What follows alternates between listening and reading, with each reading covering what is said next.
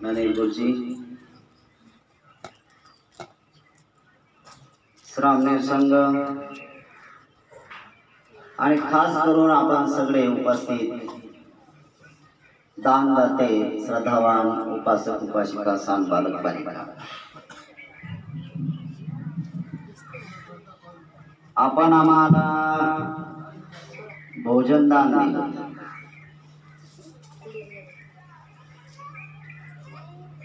त्या काळाचा भगवंताच्या हयातीतला लोकांचा दान देण्याचा हेतू खूप स्पष्ट होता. या काळात काही लोकांचा जर हेतू स्पष्ट असला दान देण्याचा, तर नक्कीच भगवंताच्या हयातीमध्ये ज्या ज्या लोकांची जीवन मुक्तता साधल्या गेली, दुःखातून मुक्तता साधता आली, तीच आपल्यालाही सुद्धा जीवन मुक्तता साधता येईल. प्रश्न असा आहे की जीवन मुक्तता साधण्यासाठी तुम्हाला स्वयं प्रयत्न करावा लागतो आणि स्वतः प्रयत्न केल्याशिवाय कुठलंच फळ प्राप्त होत नाही.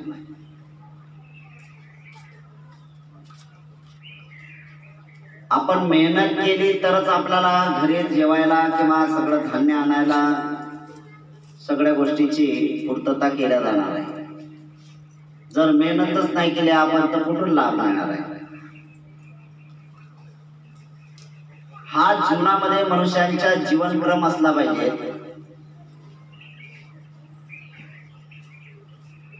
की प्रत्येक माणूस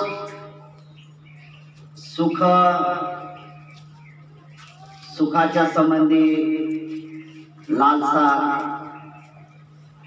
चांगल्या प्रकारची जतन करताना दिसतो, पण होत काहीच नाही. आज जे मानसिकता आपल्या लोकांची जशी आहे तशीच भगवंताच्या हयातीत असणाऱ्या लोकांची सुद्धा मानसिकता तशीच होती. आणि म्हणूनच आहे भगवान बुद्ध दान देण्याच्या संबंधी लोकांना खूप प्रेरित करतात. दान द्या. एकमेव उपाय आहे मानवाच्या दुःखातून मुक्तता होण्याचा. दानी बनलं पाहिजे. काय दान द्यायचं आहे ते तुम्ही ठरवा, किती दान द्यायचं आहे ते तुम्ही ठरवा, पण प्रत्येकाला दान कर्म करावं लागणार आहे. ज्या ज्या माणसाला आपल्या दुःखातून मुक्तता साधायची असेल त्या प्रत्येक व्यक्तीला दान कर्म करावंच लागणार. कारण एकमेव भगवान बुद्धाने मनुष्य लोकांवर अनुकंपा करत असताना सगळ्यात महत्वाचं आहे की जो मनुष्य दान देतो त्या दान देत असणाऱ्या लोकांचा भाग तो तेवढा त्याच्या चित्तावर अवलंबून आहे.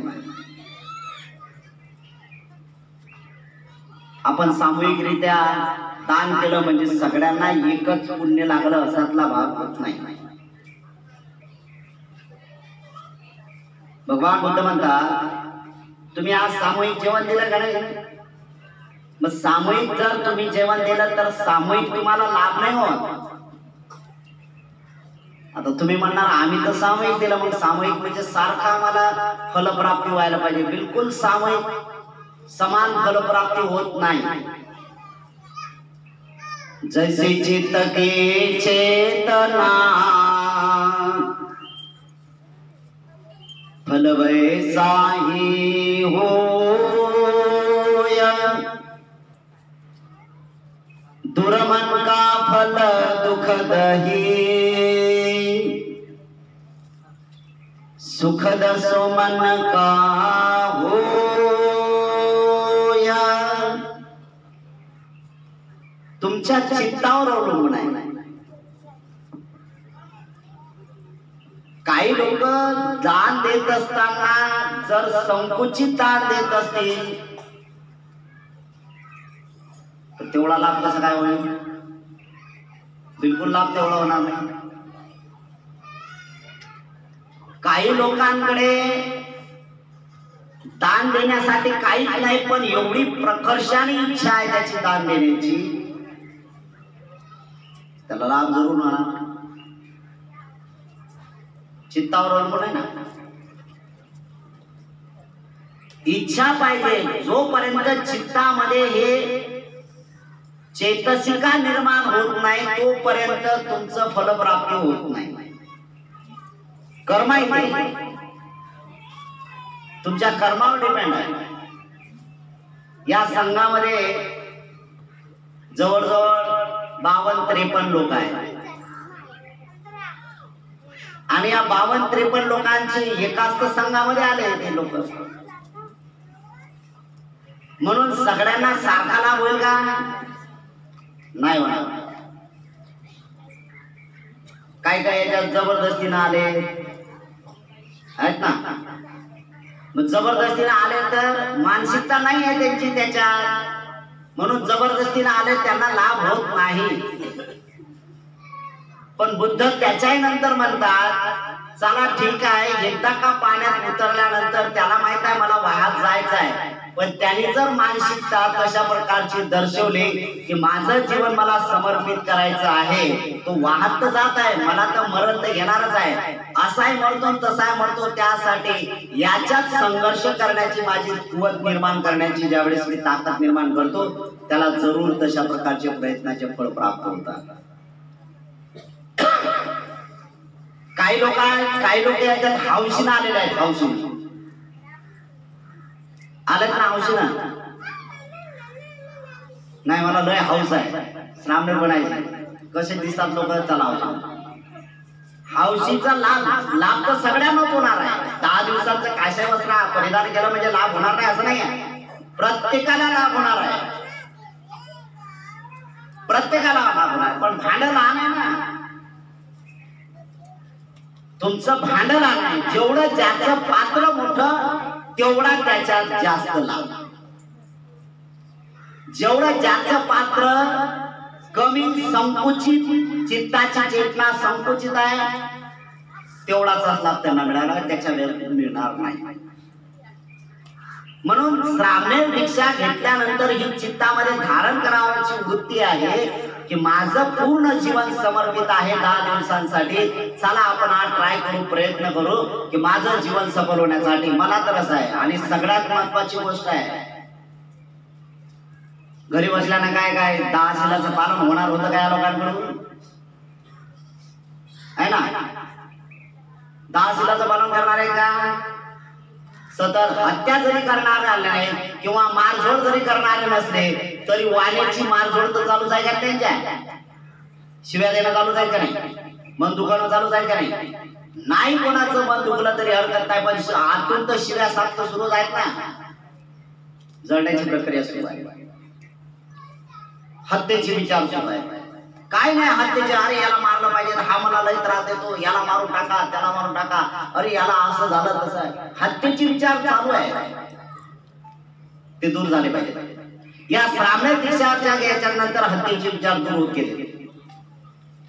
त्याच्यानंतर सांगितलेलं आहे चोरीचे विचार. चोरीचे विचार त्यात काय, एखादा माणूस लुटारू असेल, चोर असेल, त्याचे विचार कमी होत चालले. त्याला माहित आहे चोरायचं काय, काहीच चोरायचं काम नाही, काय चोरणार, या जगाला चोरण्यासारखं काय. आणि जर गावात असले तर या वस्तूकडे लक्ष, त्या वस्तूकडे लक्ष, कोणाची बाहेर पडली का वस्तू, कोणाचं काय आहे, लय चांगलं दिसते, कोणाचं काय होते, अशी लालसा सुरू आहे ना. चोरीचे सतत विचार होतात. आता भिक्षू म्हटल्यानंतर होत नाही, किती मोठा लाभ झाला. त्याच्यानंतर कामुकतेच्या संबंधी विचार भयानक आहे.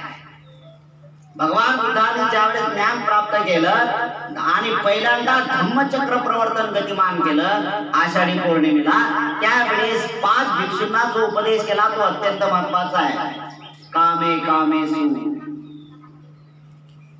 सगळ्यात महत्वाचा आहे. आणि मी जाणीवपूर्वक सांगतो की जो अन्न खातो त्याला या सगळ्या गोष्टीची लागण आहे. मुंगीपासून ते मोठ्या प्राण्यांपर्यंत माणूसही त्यातला काही सुटलेला नाही. पण या सगळ्या प्राण्यांपेक्षा मनुष्याची जात ही खूप चांगली हुशार जात आहे, मनुष्याची जात ही बुद्धिवंत जात आहे. आणि भगवान बुद्ध त्याच मनुष्य लोकांना सांगतात की जर तुझ्यातली कामुकता नष्ट करण्याचा प्रयत्न केला तर समजून चाल छलान मारली आणि भवतर पार करण्याचं काम तू करत आहेस. खूप महत्वाच्या गोष्टी. आणि या संघात येत असताना जर गावात राहिला तर काय होते, इकडे बघ तिकडे बघ, याच्याकडे बघ त्याच्याकडे बघ, या रूपाला बघ त्या रूपाला बघ, आतून विचारधारा सुरू कर. सगळे विचार त्याच्यात आहे. लालसाय लालसा, उपादान उपादान, व्याकुळ व्याकुळ, बेचैन बेचैन. भगवान बुद्धांनी पराभव सूत्रामध्ये जाणीवपूर्वक या गोष्टीचा उल्लेख केलेला आहे. म्हणून बेचैनी मारण्याचं काम करायचं. पण संघात आल्यानंतर विचार येतच नाही. अरे एखादी माता आहे, खूप सुंदर आहे, तिच्याकडे बघितल्यानंतर लगेच जाणीव होते, जरी विचार उत्पन्न झाले ना लगेच जाणीव उत्पन्न होते की ती माता पायावर पाय टाकते. लगेच जाणीव होते, अरे सावरल्या जाते, अरे आईना पाय धुतले, सावरल्या जाते. बाण सोडण्याच्या अगोदर लगेच त्याला आवर घालण्याचं काम सुरू होते. आणि यदा कदाचित बाण सुटलाय तरी दुसऱ्यांदा मात्र ती विचारधारा होते, अरे नाही हे माझ्यासाठी योग्य नाही माझ्या. आणि लगेच सांगितलेलं आहे मुखित चको, अगदी डोळे खाली खाली बघून तो चालण्याचा प्रयत्न करतो. आलंय दिसलंय तर लगेच डोळे खाली करतो, अरे नाही हे माझ्या योग्यते नाही, माझ्या योग्यतेच नाही. किती महत्वाची गोष्ट. घरी बसून होतो तर काय नाही. त्यानंतर सांगितलेलं आहे खोटं बोलणं. संघामध्ये आल्यानंतर चर्चा काय चालतात या लोकांच्या, खोटं बोलण्याचा चालतात का, बळाया चालतात का? नाही, मी एवढा होतो, मी एवढा ऑफिसर आहे, मी अमुक आहे, मी लय आहे, मी असा आहे, मी माझ्याकडे आहे. हे सगळं बोलण्याच्या भाकरकथा बंद झाल्या. तिथे ऑटोमॅटिक बोलण्यावर नियंत्रण आलं ना. नियंत्रण आलं हे घरी बसल्यानं होत होतं का? नाही. जसा माणूस भेटला की जसा भेटला तसं त्याचं सुरू होत आहे. आणि गावात जशाला तसेच भेटत असतात. गावात कोणाला कोण भेटते माहिती आहे का? मैत्री कोणाकोणाची होते जुडले. एखादा खूप पिणारा माणूस आहे आणि जो अजिबात पीत नाही, अशाची मैत्री जुळेल का लवकर? नाही जुळत. एखादी बाई चुगलीखोर आहे, चुगल करते, निंदा करत राहते, हिची हिच्याकडे तिची तिच्याकडे असं सतत आहे. तिच्या संवासात कोणी राहील का दुसरी चांगले बाई? जे अगदी सत्यवादी आहे ते राहील का? ते विचार करायला हातभर लांब होईल ना. अशा प्रकारचं आहे. पण समोर एकाला जर झालं तशा प्रकारचं जर झालं तर तशा प्रकारची सुरुवात होते. म्हणजे जशाच तसं त्याला प्राप्त होते. इथं तर सगळ्या संघातले लोक आहेत, कोण प्राप्त करणार आहे? एकच काशाय वस्त्र धारण करणार आहे. त्याच्यानंतर सांगितलेलं आहे विकाल भोजन. नशापान तर नाही आहे, विकाल भोजन आहे. एक तर सुरुवात आहे. 12च्या आतमध्ये जेवायचं आहे. आणि 12च्या आतमध्ये म्हणजे संयमित आहार आहे. आणि संयमितच आहार नाही, मिक्स आहार आहे. मिक्स दिला ना, कोणाची चव यायची आता, अरे हे पिठलं आणलं लय टाप लागतंय, असं काय नाही, एकत्र खाल्लं ते सगळं. आता पिठल्याची सवय नाही, त्याच्यात दुसरं आणलेलं आहे त्याची सवय नाही, कोणीतरी ते भाजी आणली हिरवी त्याची सवय नाही, सगळं मिक्स खाऊन खाल्लेलं आहे. कोणाची चौकशी कोणाला माहित आहे? हे खारट आहे की तिखट आहे की गोड आहे की आंबट आहे काय नाही, हे सगळं मिक्स खाल्ल्यानंतर हा जो पाचक रस झालेला आहे ना तो अत्यंत महत्वाचा आहे. आणि हे सेवन करत असताना तशा प्रकारची सुरुवात केली त्यांनी. सवज नाही. काय काय भिक्षू संघाला काय काय श्रामणांना ती सवय झालेली आहे. काय एवढी खीर चांगली आहे, चांगली तर खीर आहे, पण काय करणार, एकत्र ठेवावं लागते. आता मोठी वांदे. पनीरची भाजी टाकली, एवढी चांगली पनीर. आता काही लोकांना पनीरची भाजी खूप चांगली आवडते, पण प्रश्न असा झाला की एकत्र मिक्स टाकल्यानंतर आता काय खावं, विचार झाला तो. आणि असा मिक्स विचार हे करायला असताना म्हणून भगवान बुद्धाने जाणीवपूर्वक सांगितलं की संघदानाला त्यावेळेस महत्व प्राप्त करून दिलं. यात एक अत्यंत महत्वाची बाब ही आहे, ते करणं गरजेचं आहे. आणि ते सामूहिकरित्या तुम्ही करता. म्हणजे टोटल 10 शिलाचं पालन करण्याची संधी इथं 10 दिवसांमध्ये तर होत आहे. नशापान करणारे आहेत, त्याच्यात भरपूर नशापान करणारे लोक आहेत. मन आवर घालण्याचा प्रयत्न करतात बिचारा, आहे ना. पण शोधत आहे. मी जाणीवपूर्वक उदाहरण देतो. नशापान करणाऱ्या व्यक्तीचं असं आहे की त्याला कोणाला शोधायची गरज नाही, ऑटोमॅटिक नशापान करणाऱ्या त्या समोर उभा राहतो. जसं तंबाखू खाणाऱ्या माणसाला शोधायची गरज नाही, त्याच्या जवळच येते तंबाखू खाणार. एक तर म्हणेल चुना नाही तर म्हणेल तंबाखू नाही. आता बुद्धभूमीच्या परिसरात हे अशी अवस्था झाली. हे काही लोक यातले महाभाग आहे, तंबाखू खाणारे एवढे महाग आहेत, तुम्ही जेवढी खाल्लाय ना त्याच्या अगोदर खाऊन बसलेले लोक आहेत. त्याच्या अगोदर खाऊन बसलेले आहेत. म्हणजे जर विचार केला नाही, यांच्या अल्कोहोलचा विचार जर केला ना, जर यांना आता कापलं त्याचं जर संशोधन केलं ना, तर 10-10 लिटर यांच्या अल्कोहोलने ते अंगात. एवढे पछाडलेले लोक आहेत. पण 3 दिवस झाले ना, 3 दिवस झाले कासावीस जीव होत आहे. कासावीस जीव होत आहे. कासावीस जीव होतं म्हणजे नेमकं काय होते? बेचैनी वाढली. बेचैनी कशामुळे बेचैनी वाढली? म्हणून तुकोबाराय म्हणतात, पडली या वळण सकळ इंद्रियाचे. अरे यांनी तसं वळण पाळलं होतं ना.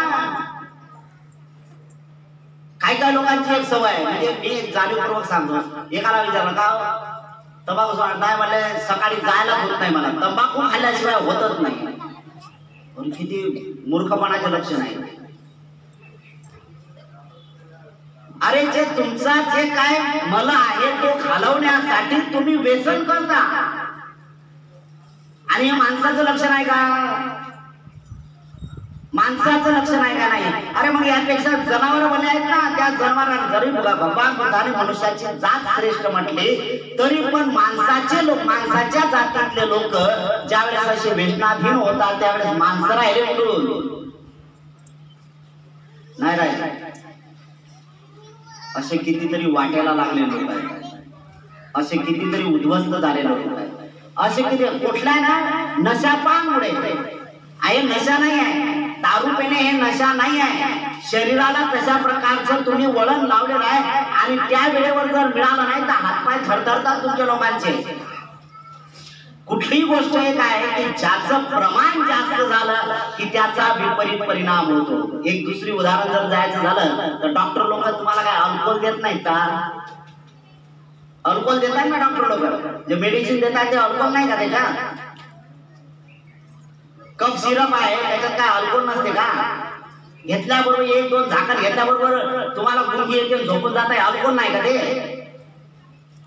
प्रमाणबद्धता घेतली तर ते औषधी आहे, आणि प्रमाणाच्या बाहेर जर केलं तर ते जहर आहे, उद्ध्वस्त करण्याचं काम. पण असं डॉक्टरने असं सांगितलं नाही की तंबाखू लिमिट मध्ये खा, चांगला सुंदर बाळाचा वास येतो तुमच्या, है ना? काय लोकांना कळत असतंय मला हे कसं आहे. हे विकत दुखणं लावून अंगाला घेणार. तंबाखूच्या एक मी जाणीवपूर्वक हे पाहिलं, आपल्याकडे नाही आहे शेती, तंबाखूची शेती आहे का आपल्याकडे? कुठे आहे माहिती आहे का तुम्हाला? आसाम मध्ये गेलं तर तंबाखूची शेती मिळते तुम्हाला. अरुणाचल प्रदेश मध्ये गेला तर तंबाखूची शेती मिळते, कारण दुसरं येतच नाही तिकडे. त्या आहेत बाकीचे पिकं आहेत, पण याच्यात ते पीक काढलं. जसं तुम्ही इकडचे 2 लोक पिकं काढतायत ना, म्हणजे खरीप पिकं आहेत आणि रब्बी पिकं आहेत, दोन्ही पिकं काढतायत का नाही? तसं तिकडे आहे, पण मोठ्या प्रमाणात. इथं जर तांदूळ किंवा गहू पिकत असला किंवा चहाचे बगीचे असते तरी मात्र दुसरं दुय्यम पीक यालाही सुद्धा केलं जाते. म्हणजे जिथं जास्त दलदली आहे तिथं तंबाखू आहे. आणि मी एक जाणीवपूर्वक पाहिलं की त्या तंबाखूवरून डुकरे जात नाही. डुकर किती भयानक बाब. माणसं लोक सहज खातात, सहज खातात, प्राणी सुद्धा त्याच्यावर जात नाही, तर आपण कसं आहे? माणसाचं लक्ष नाही, म्हणून बुद्धाने सांगितलं की यापासून दूर राहा. आता संघामध्ये यांच्यात असं अवस्था झाली की काही संघातले सदस्य तशा प्रकारचे होते. जाणीव झाली तोडलं. बेचैनी 3 दिवसात आहे. एक लक्षात घ्यायची, कुठली गोष्ट एक लक्षात घ्यायची, प्रमाण वाढवायचं आहे. जर वाईट विचाराची सुरुवात किंवा वाईट लक्षण तुमच्यात जर उतरवायचं असेल तुम्हाला, तर त्याचाही त्रास होतो, आणि जर कमी ते वाईट लक्षण करायचं असेल तर त्याचाही विचार तुम्हाला त्रास होतो. एका माणसाला विचारलं, मी म्हणलं बाबा तंबाखू खाण्याच्या अगोदर सुरुवात केली होती त्यांनी तंबाखू खायला, कारण कसं वाटते म्हणले, चक्कर येतात मला. तंबाखू खाताय कशाला? त्याने म्हणले नाही चक्कर येतात. मग दुसऱ्याने परत केले, दुसऱ्यांदा खाल्ले, तिसऱ्यांदा खाल्ले. त्याला तशी सवय सवय सवय होऊन गेली. एवढी सवय होऊन गेली की आता त्याला कुठल्याच प्रकारचा, एक माझा मित्र होता त्याला सांगितलं बाबा खरे तंबाखू बंद करेल. तो म्हणले जेवण कमी करेल पण तंबाखू कमी नाही करेल. आवश्यकता कशाची भाजली त्याला? तंबाखाची. ही मानसिकता आहे लोकांची, हे स्वतः लावून घेतलेलं आहे. आणि म्हणून बुद्ध म्हणतात केलाय. मग ते दुःख दूर करण्यासाठी या 3 दिवस झाले या संघामध्ये असे लोक आहेत की 3 दिवसापर्यंत व्याकुळता झाली, बेचैनी झाली. हात दुखणे, पाय दुखणे, कमर दुखणे, डोकं फाटणे, काय करू मला सुचत नाही. कधी कधी तर असं झालं नाही हे काय बसून ठेवतात मला कळत नाही. कोण म्हणते असं? ज्यांना जास्त व्यसन आहे तेच म्हणतात, बाकी चांगले कोणी म्हणत नाही. राहिले तरुण पोरं आहेत त्याच्यात, ते तरुण पोरं उन्हाळे पोरं आहेत. ते तरुण पोरं जे आहेत उन्हाळ आहे त्यांना काय माहिती आहे, बडबड बडबड करतात, रात्री विचार करतात. पण एक सगळ्यात महत्वाचं आहे, जरी बडबडी केली तरी सुद्धा एक त्यांनी जर त्यांच्या चित्तामध्ये एक शुद्धता निर्माण करण्याचं काम केलं की उर्वरित दिवस माझे मी चांगल्या घालवण्याचा प्रयत्न करेल आणि माझं जीवन सफल करेल. हाच एक बुद्धाचा श्रेष्ठतम जीवन, उच्चतम सुखी जीवनाचा मार्ग आहे आणि तो आपण गाठला पाहिजे. त्यासाठी प्रयत्न करणं गरजेचं आहे. शिलाचं जीवन जगण्यासाठी माणसाला खूप कठीण यातना होता. जनावराला शिलाचं पालन करावं लागते का? नाही. पण तरी सुद्धा शिलाचं पालन जरी करता आलं नाही जनावराला, तरी मात्र आपण काही प्राण्यांच्या पाठवून हात फिरवतो का नाही? मग अशी कुत्रा आलं ते आलाय ना, गेलं का नाही कुत्र? काय कसं काय आलं ते? काय त्याच्यात गेलं? ते तुमच्या माणसातून गेलं ते, बरोबर ना? ह्या सगळ्यात महत्वाच्या गोष्टी आहे. हे का होतात याचा विचार. बरं गेल्यानंतर ते काय घाबरला का ते? त्याला माहित आहे अरे कोण आहे ते भरतीचे बसल्याने, मी यांच्यात कसं जाऊ, काय जाऊ, काय काहीच नाही. नक्कीच आहे की कुठल्या ना कुठल्या तरंगाच्या माध्यमातून या सगळ्या गोष्टी टुणप होत असतात आणि ते सार्थकी होतात. त्याच्या आपण माणसं आहोत ना, जिवंत जगणारे माणसं आहोत. या प्राण्यांपेक्षा श्रेष्ठतम जीवन आहे आपलं आणि या प्राण्यांपेक्षा श्रेष्ठतम जीवन जर असलं तर त्याला साकार करण्यासाठी आपण प्रयत्न केले पाहिजे. आणि ते प्रयत्न करायचे असतील तर नक्कीच बुद्ध म्हणतात की शील पालन हे त्याच्या जीवनातलं अत्यंत उच्चतम ध्येय असलं पाहिजे. त्याचं सुखी जीवन आहे. मला माहित आहे त्रास होतो, नाही होत नाही असं नाही. त्रास होतो, कुठल्याही चांगल्या गोष्टीला त्रास होतो आणि चांगल्या गोष्टीला त्रास होत असताना. आणि म्हणून वारंवार भगवान बुद्ध म्हणतात जो त्रासच तुम्हाला व्हायचा नसेल तर तुम्ही दानी बनलं पाहिजे. दानी बनलं पाहिजे, दान कर्म करायला शिकलं पाहिजे. तुम्ही दान कर्म, एवढं दान कर्म करा. काय दान कर्म करा? तुम्हाला म्हणत नाही की लाखो रुपये द्या म्हणून. काय करणार आहे? तुमच्यापेक्षा खूप मोठे लोक दानी आहेत. तुम्ही 10 रुपये देतात, लोक हजार रुपये देतात. लोक 1000 देतात तर त्याच्यापेक्षा लाख रुपये देणारे लोक आहेत. जेवढा तुमचं पात्र मोठं तेवढं जास्त सुख. जेवढी देण्याची ऐपत मोठी तेवढं तुम्हाला सुख. आणि सगळ्यात महत्वाचा आहे जिजीवी लोकांना दिलेला संदेश तो महत्वाचा आहे. 7 लोक धम्म म्हटला त्याला. तो जो महत्वाचा भाग आहे तो आहे तुमच्या तरुणांच्या लोकांनी सामूहिकरित्या येऊन ही जे परिपक्वताची निर्मिती केली, म्हणजे सांघिक पद्धती तुम्ही जे निर्माण करण्याचं काम करता ते आज नाही भविष्यामध्ये खूप चांगलं लाभदायक होणार आहे. किंतु परंतु होतात मला माहित आहे आणि प्रत्येक गावात होता. व्यक्ती तेवढी प्रवृत्ती आहे. म्हणून म्हणतो की तुम्ही जे दान दिलं तर सगळ्यांना काय सारखा परिणाम झाला का त्या दानाचा? बिलकुल नाही. ज्याच्या चित्तामध्ये जेवढं होतं तेवढं देण्याचं काम केलं त्यांनी. अनाथ खंडकर तर आहेत ना आपण. निगार माता श्रेष्ठी विशाखा तर नाही ना आपण, नाही आहे. पण जेवढं पात्र आहे. पण कधी कधी काय परिणाम होतो हे मला आठवते. एका माणसाने काय केलं, 2 लेकरं होते त्याला आणि करोड रुपयाची जमीन होती. करोड रुपये. बस झालं, सुरुवात केली त्यांनी आणि करोड रुपयाचे जे जमीन होती लेकरं कोणी सांभाळणार नव्हते. लेकरं कोणी सांभाळत, दोनच लेकरं सांभाळत नव्हते. धरले जमीन विकून टाकली. जमीन विकून टाकली आणि जमीन विकून टाकल्यानंतर काय केलं, ते जे करोड रुपये होते या विहाराला दान देऊन टाक, त्या मंदिराला दान देऊन टाक.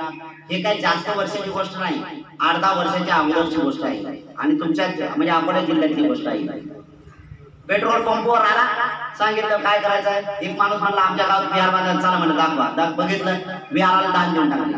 एका गावात तर त्याने 1.5 कोटी रुपये देऊन टाकले. करा लोकांनी विचारलं बाबा लोक पैसे घ्यायला कचरतात ना, 1.5 कोटी रुपये हा कोण आहे, कोण आहे, लुटारू आहे का, डाकू आहे का, कोण आहे. त्याने सांगितलं मला माझे लेकरं सांभाळत नाही, माझ्याकडे करोड रुपयाची जमीन आहे, त्यापैकी करोड रुपयाची जमीन मी विकली, अजूनही माझ्याकडे 10-15 एकर जमीन आहे, ते करोड रुपयाची जमीन आहे, रोडवरची आहे, त्यामुळे मला काही कमी नाही, पण माझे लेकरं मला सांभाळत नाही, त्यांना धडा शिकवण्यासाठी हे काम करायचं आहे. आज रोजी त्या माणसाने दान केलं तर त्याचं पात्र चित्ताची चेतना एक महत्वाचं आहे. त्यांनी काय केलं याच्यावर महत्व नाही, त्यांनी दान उद्देशाने कोण केलं त्याचा भाग महत्वाचा आहे. त्यांनी कोण्या उद्देशाने दान पारमिता पूर्ण करण्याचं काम केलं तो एक महत्वाचा आहे. मला देत नाहीत म्हणून दान देण्याची वृत्ती आहे ते काय काम आहे. पण त्याच वेळेस जर सद्धम्म त्यांनी पालन केला असता, त्याच वेळेस जर सद्धम्माची त्याला दान झाले असते तर लेकरांनी सांभाळलं असतं आणि दान कर्मही सुद्धा करता आलं असतं. हा एक महत्वाचा गुण आहे. हे मला वाटतं तिसऱ्यांदा तुमच्या गावातली वेळ आहे की तुम्ही सांघिकी संघ परंपरा सामूहिकरित्या येऊन दान करता. आणि मला असं वाटते की तुमच्या गावात कुठलाही येऊ, कुठल्याही भंतीची येऊ, मी हे नाही म्हणत भंतीची आहे, ते त्यांच्या पद्धतीने जीवन जगत आहेत, आपल्याला काय करणार. काशाय वस्त्र म्हणून भगवान बुद्ध म्हणतात, आपणही सुद्धा महामंगल सूत्रामध्ये म्हटलेलं आहे. भगवान बुद्धाने सुद्धा महामंगल सूत्रामध्ये म्हटलेलं आहे समनार्थम दर्शनम एक मंगलम उत्तम. श्रमणांचं दर्शन घेणे हे सगळ्यात उत्तम मंगल आहे. काशाय वस्त्र परिधान करणारा व्यक्ती सकाळी सकाळी जर आपल्या नजरेत भेटला ना, तुम्हाला दान देता आलं तर द्या, पण नका दान देऊ काय हरकत नाही, पण त्याला हात जोडा, मान तुपा आणि सांगा अरे हे दिसत नाहीत रे, भगवंताचं प्रतिनिधित्व करणारे लोक आहेत हे. त्या संघामध्ये सगळे आहेत. नद्या किती आहेत, अनेक नद्या आहेत ना, मोठ्या मोठ्या नद्या आहेत ना, लय मोठ्या मोठ्या आहेत. ते समुद्राला सगळ्याच्या सगळ्या समुद्राला भिडतात. पण त्यातलं असं म्हणतात जाते का या नदीचं हे पाणी आहे, त्या नदीचं सगळं एक पाणी होते, खार पाणी आहे ना. असे अनेक प्रकारचे लोक, ज्यावेळेस अनेक प्रकारचे लोक आहेत. आणि भिक्षू म्हणजे काही परिपूर्णत्वाला गेलेले लोक नाही आहेत. कोणात ना कोणात काही ना काही विकृती असते, पण ज्यावेळेस सामूहिकरित्या ज्यावेळेस येते आणि जाणीवपूर्वक तुम्ही तरुणाच्या लोकांनी सामूहिकरित्या आपापल्या घरामध्ये जे जे काही पदार्थ बनवण्याचा प्रयत्न करता आणि ते जे भिक्षूंना वाटता, ती सगळ्यात मोठी उपलब्धता आहे आणि सगळ्यात मोठं पुण्य आहे. आणि म्हणूनच सामूहिकरित्या आपण दान करायला शिकलं पाहिजे. हे सगळ्यात महत्त्वाचं आहे. हे तुमच्यासाठी एक महत्वाचं आहे. तुम्ही जर केलं तर तुमच्या लेकरांवर परिणाम होईल. आणि मला हे जाणीवपूर्वक सांगायचं आहे, तुम्हाला जर तुमच्या वर्तमान काळातले दुःख जर कमी करता आले तर दान करा.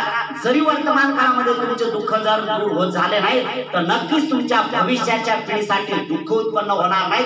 यासाठी सुद्धा कर्म केले पाहिजेत. म्हणूनच हे सत्य कर्म आपल्या जवळ येऊन ठेवलेलं आहे आणि बुद्धाची वाणी हे आपण श्रवण करण्याचं काम केलं पाहिजे. तरच आपल्या विचार बदल होईल, आपल्या आचरणात बदल होईल आणि आपल्या दानात सुद्धा बदल होत राहील. देणं महत्वाचं आहे. मग असे मेहता धर्मानं जाणीवपूर्वक सांगितलं की बुद्धभूमीच्या संबंधी भगवंताला श्रद्धा अर्पित करण्याचे भाग वेगवेगळे आहेत. अकोल्याहून एक 150 महिला पायदल येतात. पाय म्हणजे अकोला ते तरोडा बुद्धभूमी जवळजवळ म्हणजे 5-7 किलोमीटर पेक्षा जास्त आहे. अकोला ते बुद्धभूमी 25 किलोमीटर आहे आणि अकोला म्हणजे बुद्धभूमी ते बाळापूर जवळजवळ 20-30 किलोमीटर नाही, जास्त आहे, 35 किलोमीटर आहे. आणि इथून हे 3-4 किलोमीटर म्हणजे जवळजवळ या सगळ्या गोष्टी आपल्याला लक्षात केल्या त्या 45 किलोमीटरचा अंतर येईल. या 45 किलोमीटरच्या अंतरात येत असताना आपण बघितलं तर ते लोक पायदल येतात. श्रद्धा अर्पित करायचं आहे. मी बऱ्याचशा गोष्टीवर निर्बंध घालण्याचे प्रयत्न केले. मी याच्या अगोदर सुद्धा मला प्रस्ताव आला की बंदीचे आम्ही येतो अरे म्हटलं कुठं उन्हातून येणार कसे येणार. तर त्या 150 महिला आहेत, एक नाही 150 महिला ते म्हणल्या की आम्हाला पायदळ यायचं आहे आणि तिथं आल्यानंतर मग बुद्धभूमीला आम्ही स्वयंपाक करणार आणि नंतर त्यांना सांगितलं स्वयंपाकाची तुमची व्यवस्था इथे करू नका, कारण हजारो लोक येतील आणि हजारो लोक तुम्ही फक्त 150 लोकांचं करणार आणि एखाद्याचं लेकरू रडलं किंवा भूक लागली तर त्याला जेवण दिला तर तुम्हालाही मिळणार नाही. ह्या काही गोष्टी होत नाही आणि कोणाला काही तिथं नाही म्हटलं जात नाही. म्हणून तुम्ही तुमच्या जवळचे डबे, म्हणून ते 4 वाजता उठणार, डबा बनवणार, जसे डबा निघाला की लगेच पायदळ निघणार. काही महिला पायदळ येतात, काही महिला वाहनाने येतात, जसं जसं येते श्रद्धा अर्पित करण्यासाठी ह्या सगळ्या गोष्टी आहेत. हा झाला 23 तारखेचा कार्यक्रम. पण 22 तारखेला जाणीवपूर्वक आपण कार्यक्रम ठेवलेला आहे. तिथे एक तर पहिली गोष्ट आहे भगवंताला श्रद्धा अर्पित करणारी. भगवान बुद्धाने या 7 गोष्टीला खूप महत्व दिलेलं आहे. जसं की 8 पवित्र स्थान आहे, त्यापैकी 7 गोष्टीला भगवान बुद्धांना महत्व दिलेलं आहे. कुठलं पहिलं महत्व आहे बोधी वृक्षाचं. सिद्धार्थ बोधिसत्व कुठे बसले? बोधी वृक्षाच्या खाली. त्या बोधी वृक्षाच्या खाली बसले. यस्य मुले निसन्नोवा सब्बारी विजयंका पत्वयुक्तं सपायुक्तं सत्ता वंदेतं बोधिपादपं इमे ते महाबोधि लोकनाथेन पूजिता अहम पीते नमस्सामि बोधिराजा नमस्तुते बोधिराजा नमस्तुते बोधिराजा नमस्तुते. लोकनाथ सुद्धा त्या बोधी वृक्षाचं गुणगान गायतात. किती महत्वाचं आहे. म्हणजे याच्याहून असं एक लक्षात येते की भगवान बुद्ध हे वृक्षप्रेमी होते आणि तुकोबाराया सुद्धा तेच म्हणतात है ना, वृक्षवल्ली आम्हा सोये वनचरे वनचरे आहे ना. कोण म्हणते असं? भगवान बुद्ध कुठे राहिले? पहिल्यांदा भिक्षूंना आदेश दिला भगवान बुद्धाने, काय तुम्हाला जर 4 ध्यानामध्ये 4 पैशांना प्राप्त करायचे असतील तर या 3 गोष्टी तुम्हाला करायला. रुक्ख मूलगतंवा शून्यागारोगतंवा उद्धम पादतलं, हे सगळ्या महत्वाचे आहे. रुक्ख मूलगतंवा म्हणजे झाडाच्या बुंद्याशी तुम्ही बसा.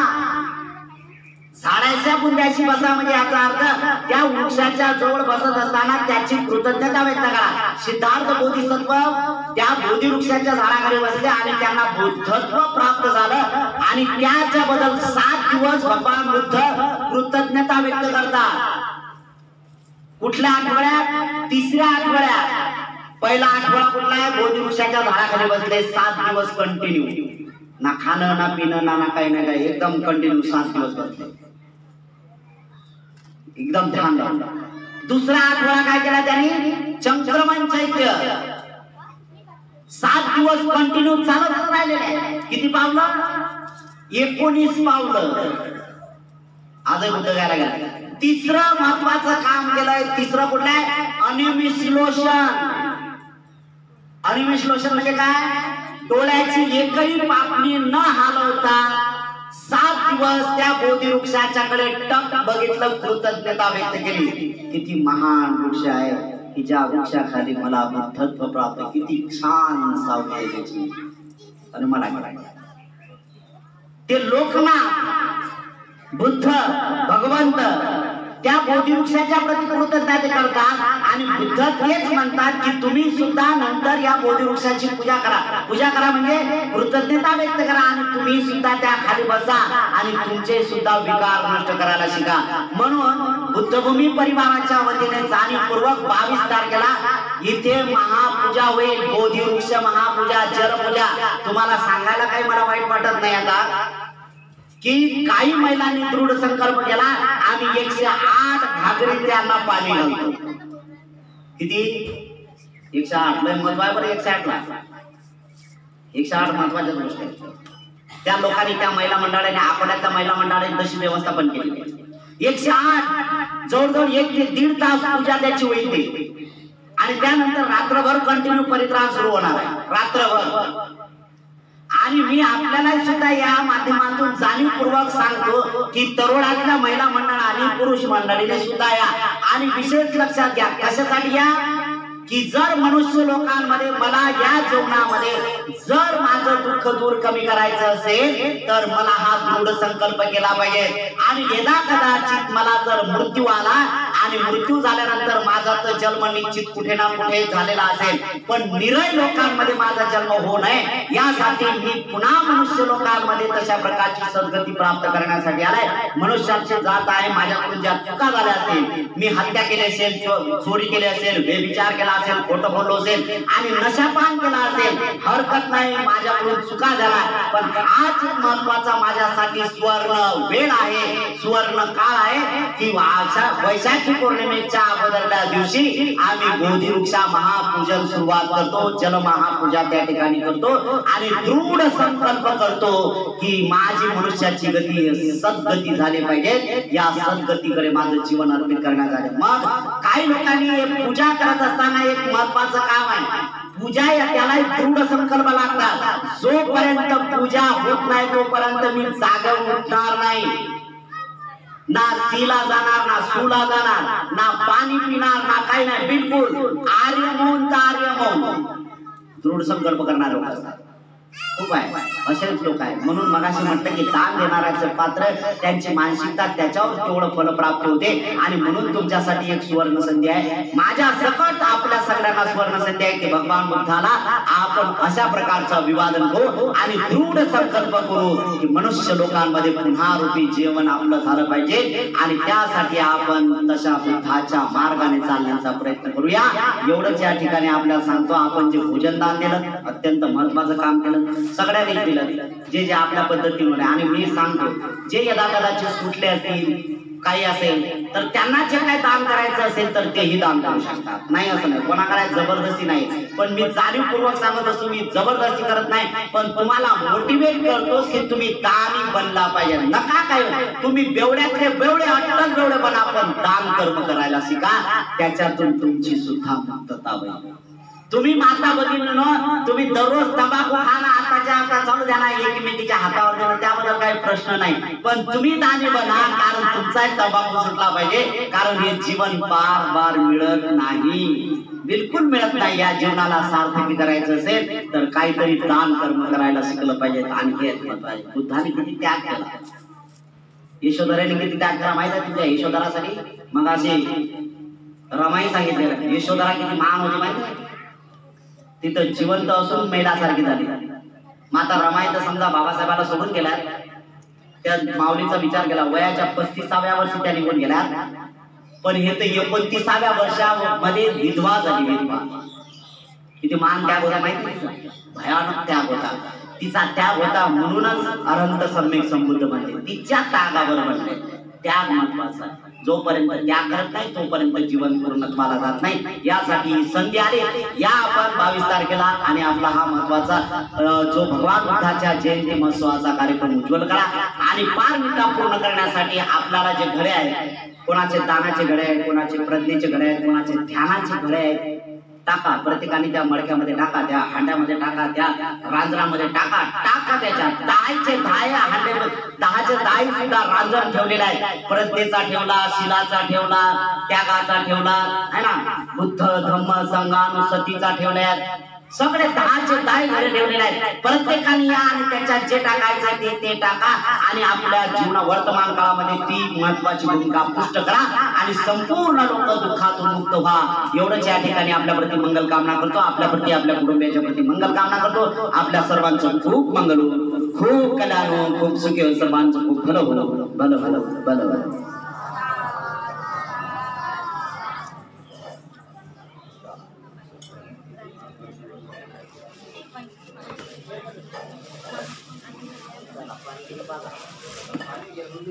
अरे पशी पानी के लिए पास करिए।